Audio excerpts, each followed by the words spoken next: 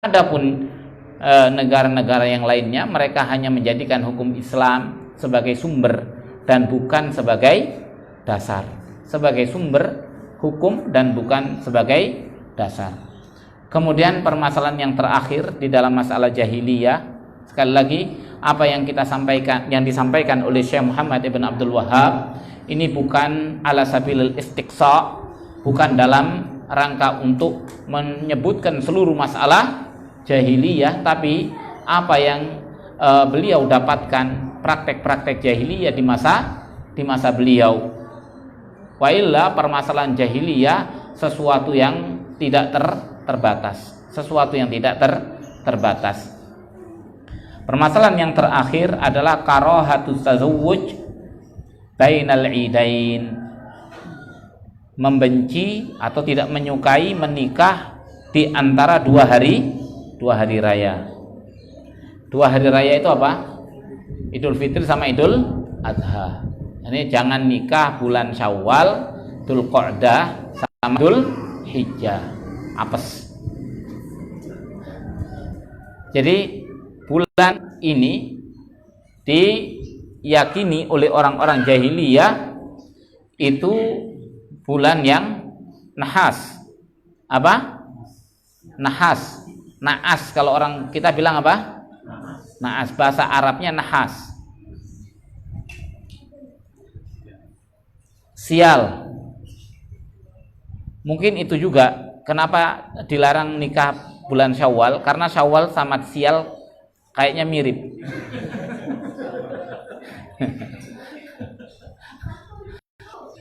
Jadi dikatakan Syawal itu diambil dari kata-kata isyalah. Isyalah artinya izalah. Izalah artinya rafa', diangkat. Yani orang yang menikah di bulan Syawal itu dianggap sebagai diangkat berkahnya, tidak ada ininya dan lain sebagainya. Dan menurut mereka orang-orang jahiliyah terdahulu, yakni itu sebagai bentuk gambaran daripada kesialan atau kebinasaan. Makanya mereka tidak mau menikahkan di antara bulan Syawal dan bulan Dzulqa'dah. Yakni bulan Syawal dan Dzulhijjah sampai Dzulhijjah ini kosong dari acara pernikahan. Dikarenakan juga dikatakan mereka melakukan ini dikarenakan di bulan itu kebanyakan onta itu dia melakukan kana tashulu fi dzalika alwaqt, yakni lagi galak-galaknya onta pada bulan itu. Bulan itu onta itu galak-galaknya karena dia syahwatnya naik. Syahwatnya onta naik sehingga bulan ini janganlah nikah. Ini bulan jelek. Bulan-bulan ini bulan jelek. Makanya orang Arab tasya amat, yakni menganggap sial kalau orang menikah pada bulan ini. Seperti itu yang terjadi. Ini semua adalah kebohongan belaka. Ini adalah kebohongan belaka. Ini sangkaan. Iyattabi'una illa dhon. Tidaklah mereka itu mengikuti kecuali sangkaan. Hasil survei. Hasil survei. Surveinya Cak Lontong. Jadi hasil survei. Survei diamati kemudian ditetapkan menjadi ketetapan. Pas yang disurvei orang-orang yang apes. Bukan orang yang bahagia. Dan kalau kita mau cari semua bulan ada orang yang cerai, orang menikahkan setiap ini. Cari ya orang-orang yang nikahnya bulan itu kemudian dia cerai. Ya pasti ada.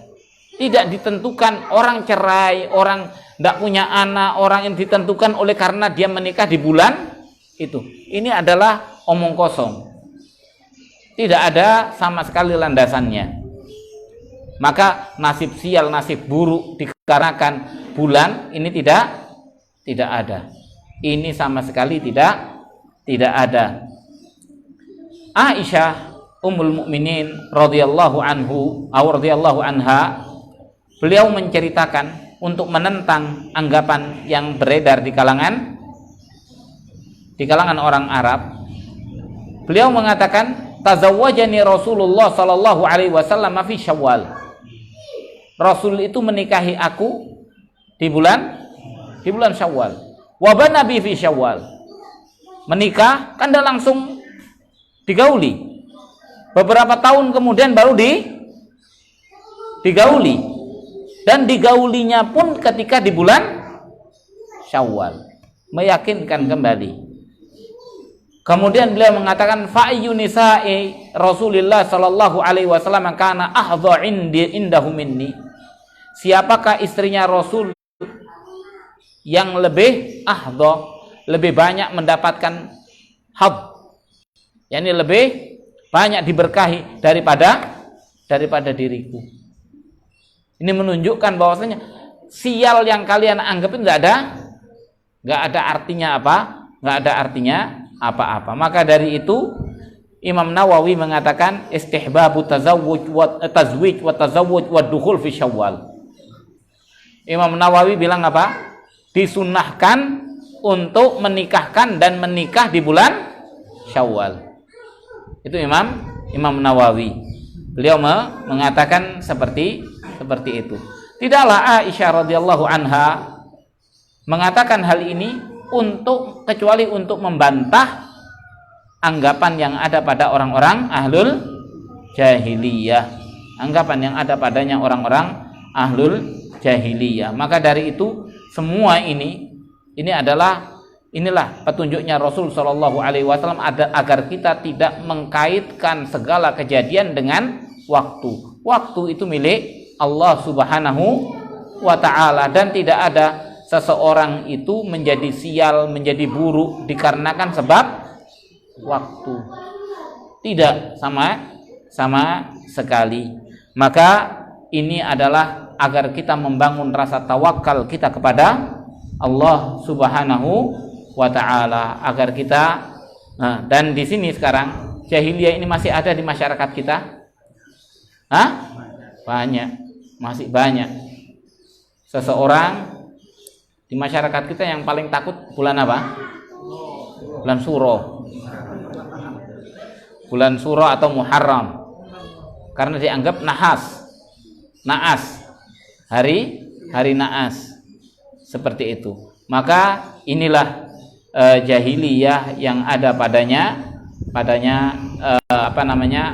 umat kita, umat Islam. Mudah-mudahan apa yang kita sampaikan ini dapat kita fahami bersama, dan barangkali ada yang ingin dipertanyakan berkaitan dengan masalah kita ini atau yang lainnya, maka forum tanya jawab kita buka. Dipersilahkan. Iya, silahkan. Yang mempercayai dukun, sholatnya tidak terima selama 40 hari. Kedudukan sholatnya gimana itu? Kalau tidak diterima, apa hanya menggugurkan kewajiban atau bagaimana? Iya, di sini ada pertanyaan. Orang yang mendatangi dukun dan bertanya tentang sesuatu, dia tidak akan diterima sholatnya selama 40 hari. Kemudian kedudukan sholatnya bagaimana?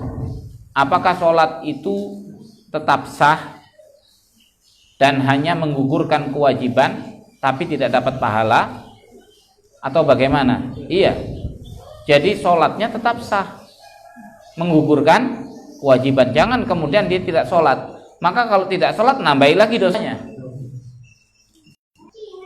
bahkan bisa jadi lebih besar lagi, yaitu dikatakan oleh Rasul, man al-ahdu bainana wa bainal musyrikin tarkus shalah faman tarakaha faqad kafar. Perbedaan antara kami dengan orang musyrik itu meninggalkan sholat. Siapa yang meninggalkan sholat maka dia telah kafir. Oleh karena itu tidak diterima maksudnya adalah dia tidak mendapatkan pahala. tidak dicatat sebagai pahala, tapi menggugurkan kewajiban, iya, menggugurkan kewajiban itu sebagai hukuman. Bukankah kita kadang orang yang kena diskualifikasi itu dikurangi nilainya, iya kan? Dikurangi nilai apa tidak? Nah, ini bagian daripada pengurangan nilai. Pengurangan nilai, walaupun ini dikurangi nilai karena apa? Didiskualifikasi, dikurangi nilainya. Nilai sholat 40 hari tidak dimasukkan karena pelanggaran. Berarti pelanggarannya serius. Ini pelanggaran serius. Wallahu ta'ala a'lam. Atau orang yang pekerja, kamu karena pelanggaran serius ini nggak digaji 1 bulan. Hanya dikasih uang makan, tidak digaji 1 bulan, atau dipotong uang transportnya, atau dipotong ini. Itu diantara bentuk hukuman. Wallahu ta'ala a'lam.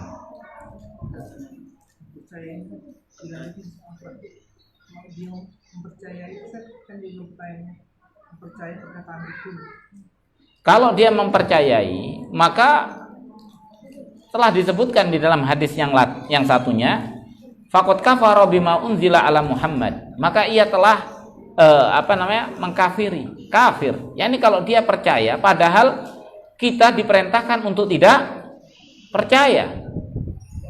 Kemudian ia percaya kalau dukun itu tahu yang gaib, padahal tidak ada yang tahu yang gaib kecuali Allah. La ya'lamul ghaiba illallah. Tidak ada yang tahu tentang yang gaib kecuali Allah. Kemudian dia mempercayai ada orang yang mengetahui yang gaib selain Allah. Apa hukumnya? Kafir. Maka kafir orang yang seperti itu. Wallahu ta'ala a'lam. Silakan. Seandainya ya ada berita viral tentang masalah tentang hal ini, tentang masalah itu.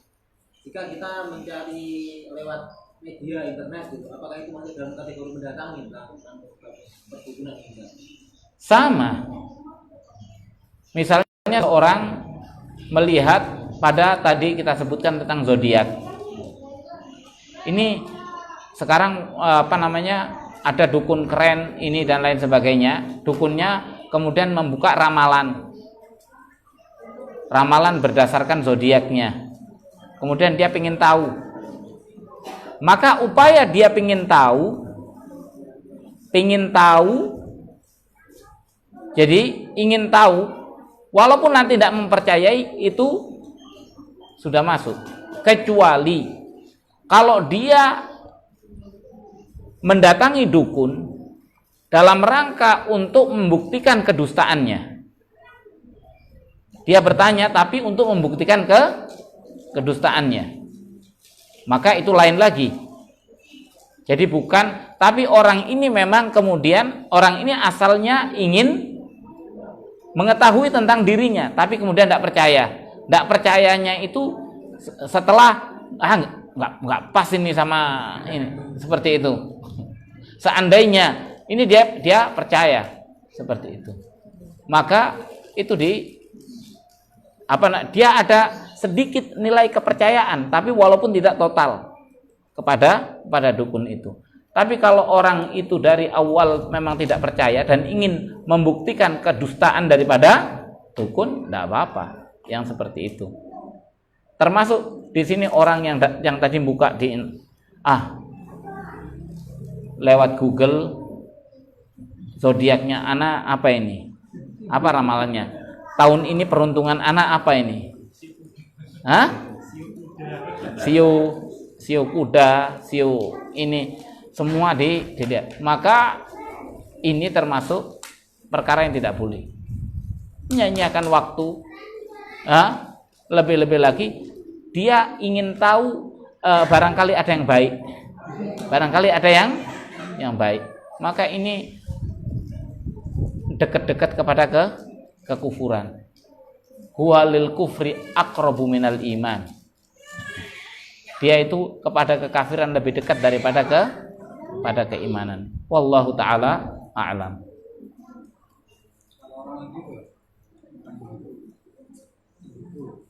Indigo.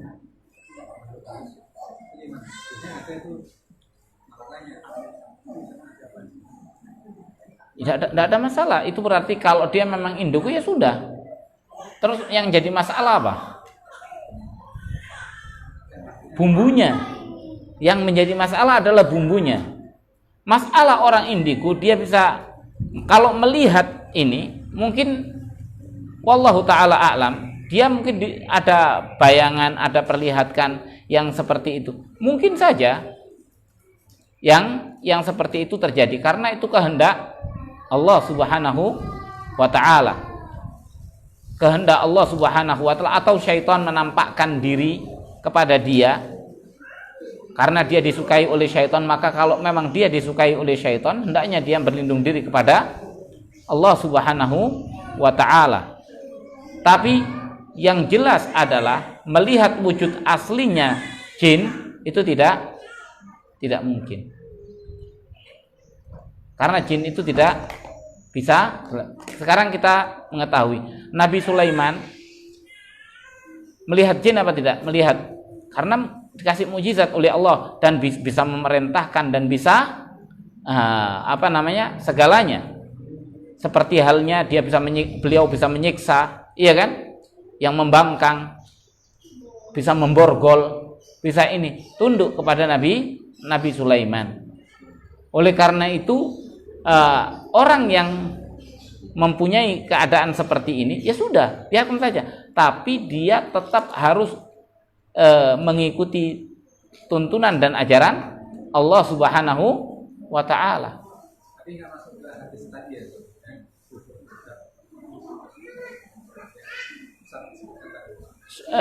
Ininya di mana? Yang menjadi masalahnya di mana?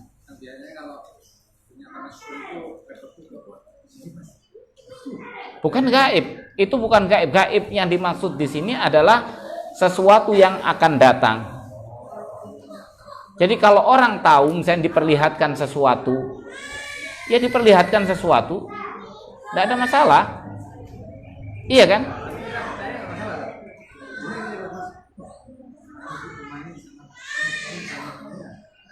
Nah, kalau itu kita antara percaya dan tidak, kita bilang saja enggak. Saya tidak percaya selama saya tidak ngelihat. Itu akhirnya ada banyak orang. Nih, ada orang pakai sorban datang ke toko, dia bilang, Assalamualaikum. Salam. Alafu. Ana lihat toko ente ini gelap. Ini dukun asli. Jadi ana lihat toko ente ini gelap. Dia pindah saja. Dia disuruh pindah. Karena tokonya gelap. Jangan di sini. Di sini ada setannya.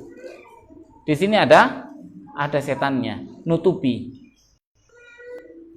Jadi hal-hal yang semacam ini bukan indigo, ini dukun. Yang indigo tadi lain. Indigo itu ya tadi katanya orang bisa ini. Itu bisa gangguan. Jadi gangguan kejiwaan orang itu bisa, makanya tidak sepenuhnya dipercayai. Wallahu ta'ala a'lam. Dan kalaupun dia bisa melihat, terus kenapa? Apa yang diinikan? Ya sudah, biarkan saja. Ada warung yang disinyalir pakai pesugihan, tapi saya suka makan di sana. Gimana sebaiknya? Ya dilihat saja. Pesugihan itu maksudnya gimana?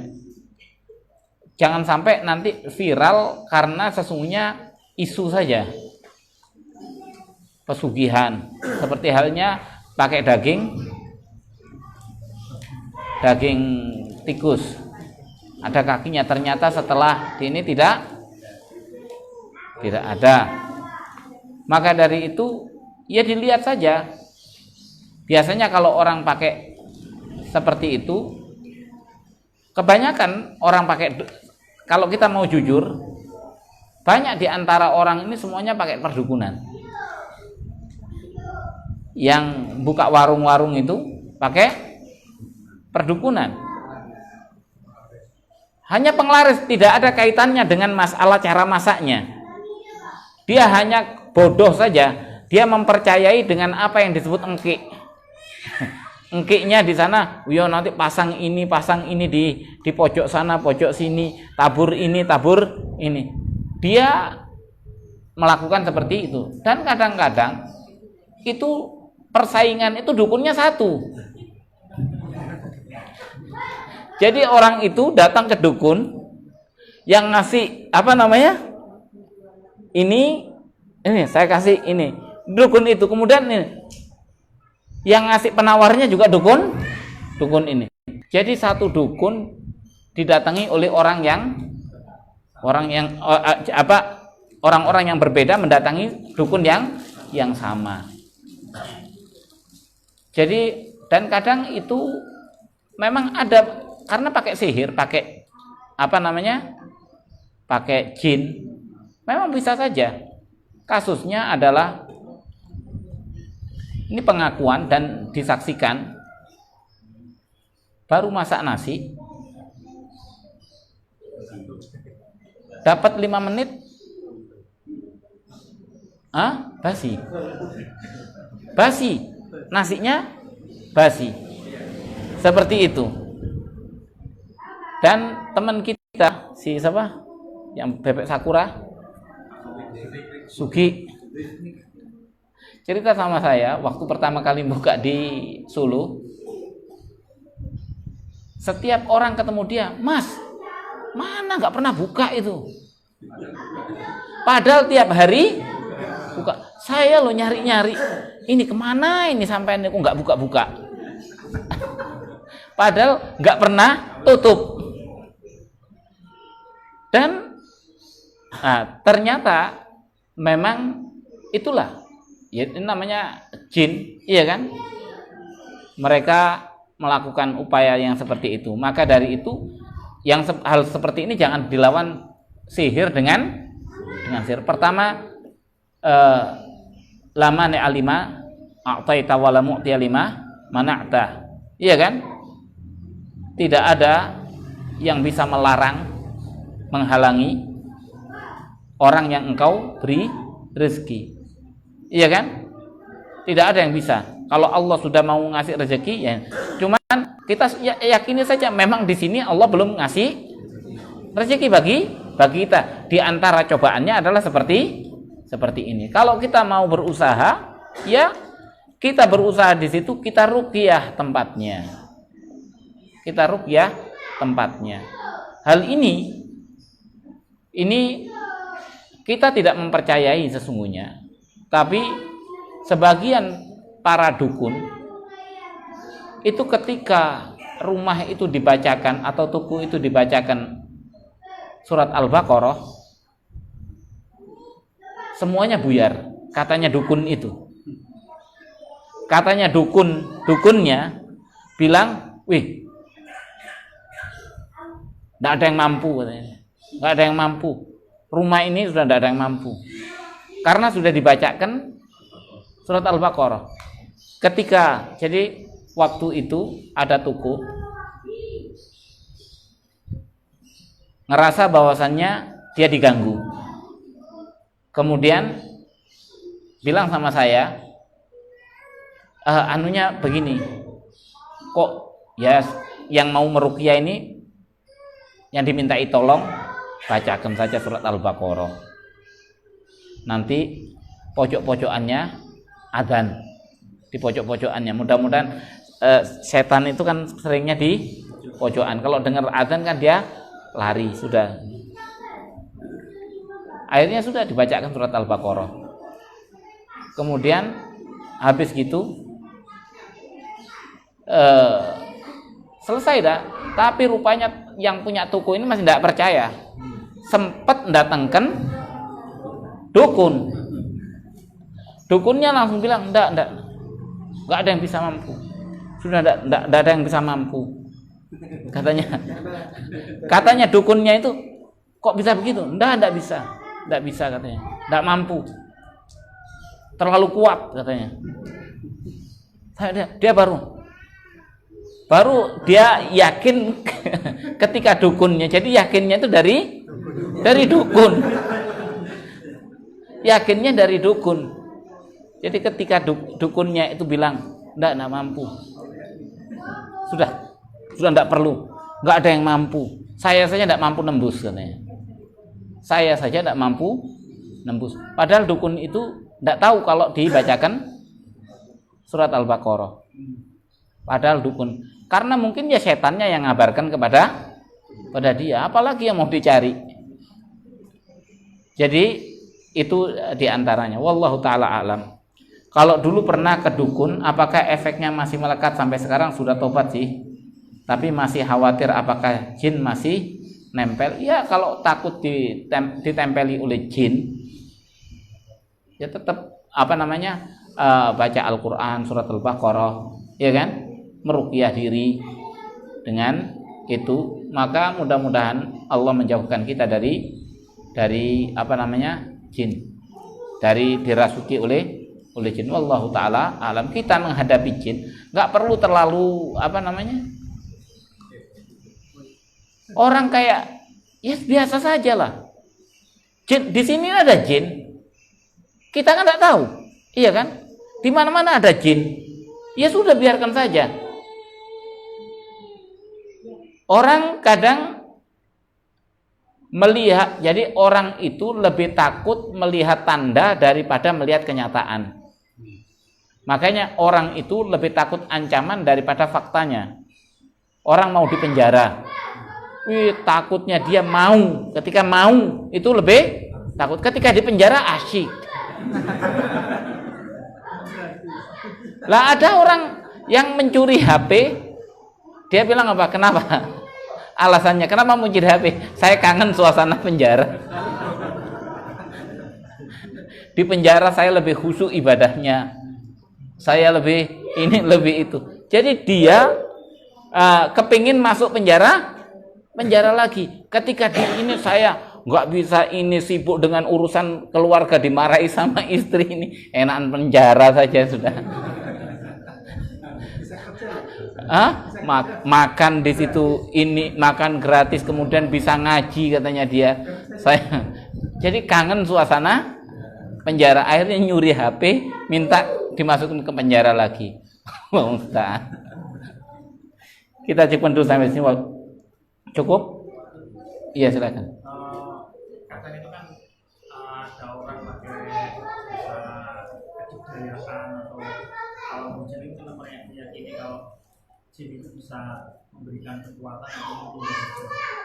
Apakah jin itu memang ada kekuatan seperti itu? Jadi apakah meyakini yang seperti itu, meyakini pawang hujan bisa memindahkan hujan dan lain sebagainya, ini kufur. Ini adalah kekufuran. Yang membagi kotor tetesan air itu siapa? Malaikat apa? Mikail. Malaikat Mikail. Kemudian mau ditentang oleh jin, mau disabotase sama jin. Tidak mungkin. Tidak mungkin. Tidak ada kecuali kebohongan, kecuali kebohongan. Wallahu ta'ala alam. Dan yang mempercayai itu kufur. Itu kufur di dalam akidah rububiyah. Dalam akidah rububiyah. Karena tidak ada yang mengatur alam semesta ini kecuali Allah Subhanahu wa ta'ala. Wallahu ta'ala alam. Silakan yang lain. Kalau ini misalkan dalam hukum terhadap tauhid tadi, ada orang itu terang-terangan dia menyampaikan dia tidak suka dengan Allah. Cuman kita itu ya agak bingung sebenarnya dia itu mengatakan seperti itu karena dia itu orang awam atau memang ada penyakit munafik gitu. Kalau dikatakan awam itu ini dia sekolahnya tinggi, tapi kalau munafik ya ikut ikumatul hijrah gitu. Nah, kita menyikapi yang seperti itu seperti mana? Apakah kita bisa meyakini orang ini seperti orang munafik? Jadi hukumnya ada dua. Objek yang dihukumi ada dua. Objek perbuatan dia dan objek orangnya. Iya kan? Kalau perbuatan dia, maka kita yakinkan itu adalah kekafiran. masalah objek hukum orangnya, maka kita tidak ada urusan. Biarkan saja, karena kita di negeri yang kalaupun kita menghukumi tidak ada tindakan, tapi kita paling tidak mentahdir, hati-hati dari orang ini karena telah berbuat suatu perbuatan kekufuran. Wallahu taala a'lam. Kalau yang mempercayai dukun itu gimana Ustaz? Apakah langsung dia ditampilkan atau harus ada iqamatul hujjah? Pada hakikatnya semuanya harus ada iqamatul hujjah. Pada hakikatnya semua harus ada iqamatul hujjah. Seperti itu. Wa ma kunna mu'adzibina hatta nab'atsa rasulah. Dan tidaklah kami mengadab sampai ditegakkan atasnya nab'atsa rasulah, sampai kami mengutus rasul yang menjelaskan tentang mana yang salah, mana yang benar, menegakkan hujjah Allah Subhanahu wa taala. Wallahu taala alam. Cukup? Ya. Kadang itu kalau di media sosial itu sekarang sedang ramai, ada orang bilang 2020 Imam Mahdi keluar. Apa seperti itu bisa dihukumi dengan kesimpulan? Nah, dia bukan meramal, tapi dia itu berdalil dengan hadis dan memahami hadis itu dengan keliru. Memahami hadis dengan keliru, maka tidak dibilang dukun tapi dibilang sesat. Karena dia berdalil dengan hadis kan? Iya. Jadi sesat, keliru, menyesatkan. Sesat dan menyesatkan, bukan dukun. Kalau dukun itu bukan berdalil dengan hadis. Bukan dalil dengan hadis, tapi dia memahami hadisnya dengan pemahaman keliru, pemahaman yang ngawur. Wallahu taala a'lam. Cukup? Kita cukup sampai di sini. Wabillahi taufiq wal hidayah, wa sallallahu wasallam ala nabiyina Muhammad wa alihi wa sahbihi ajma'in. Subhanakallahumma bihamdika asyhadu an la ilaha illa anta